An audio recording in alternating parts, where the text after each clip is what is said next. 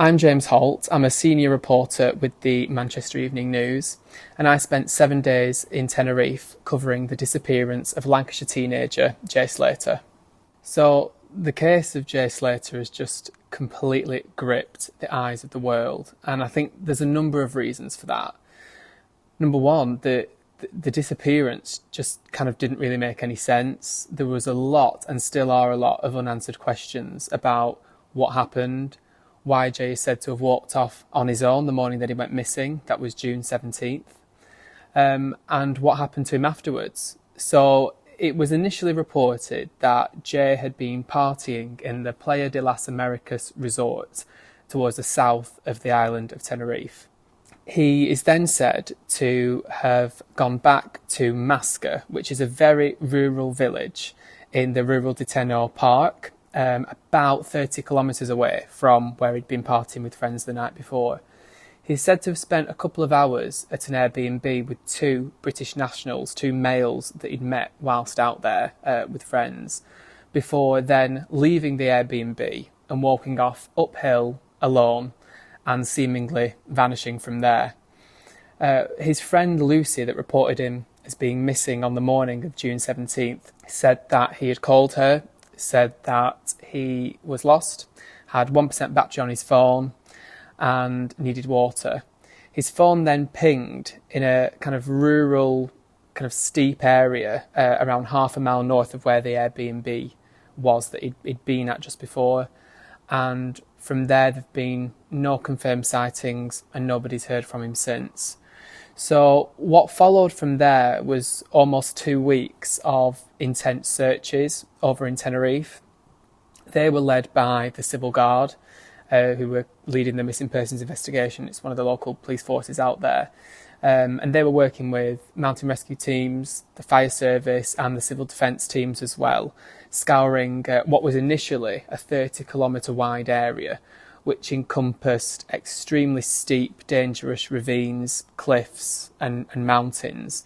And it was that kind of terrain and that landscape that made the search as challenging and as difficult as it was. We saw specialist dogs flown in from Madrid about a week into the search. There were helicopters used frequently as well, and specialist mountain rescue teams that use specialist equipment to kind of, search areas that they could reach on foot, although a lot of it is unreachable on foot.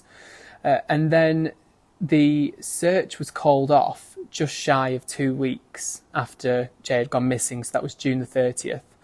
And the Civil Guard said that they were keeping an open mind. They were still conducting investigations, but the actual official search on the ground had been called off. The Civil Guard rejected an offer of help from Lancashire Police, but Jay's dad Warren has made a number of appeals and calls for British authorities to be involved in the search. He's made a number of calls for that, where he said that he wants an army involved in the search. The search from the Civil Guard has been quite heavily criticised throughout. There was a TikToker that flew over to Tenerife to assist. He branded the search a PR stunt. The family have been quite vocal about criticising the efforts of local authorities over there, essentially now saying that they feel isolated, alone, and that they aren't really being given many updates. With the actual official search called off, there haven't been any new leads, any new information, or any further sightings or anything by way of where Jay might have gone that have been confirmed since. A number of people have become involved, including Mark Williams-Thomas, who's a former detective. He flew out to Tenerife, met with the family, and has been conducting his own inquiries and updating the public ever since. He said that the working hypothesis is still that Jay left the Airbnb rental, set off uphill, which actually was the wrong direction. If he'd have just gone downhill about half a mile, he would have got to the village of Masca, of which there is a number of homes, there's restaurants and cafes and a bus stop. So Mark Williams-Thomas has said that the working hypothesis is that Jay still walked off alone and hasn't been seen since. I think the reason that people are so invested in this story and why it's kind of gripped the eyes of the world as much as it has is because a lot of it doesn't make sense. And the family share that same sentiment as well, that it almost can't be believed that Jay just walked off by himself into a vast and quite dangerous area that he wasn't familiar with, and then seemingly just vanished. Jay's dad, Warren, has questioned repeatedly in recent days how nobody had seen his son. I myself was in Tenerife for a week at the start, and can say that there are a number of tourists up in the Masca area as early as 8 or 9 a.m. in the morning. Jay's thought to have been walking in that area at between 8 and 9 a.m. And Jay's dad has questioned how nobody could have seen him, how there have been no further sightings. So on the morning that Jay went missing, the owner of the Airbnb rental where he'd stayed at with the two British men said that he'd asked what time the bus was. She said that she'd told him it was at 10 o'clock and that he'd, instead of waiting, still chosen to walk off uphill. She then said that she passed him a number of minutes later in her car and that it was about half a mile further uphill.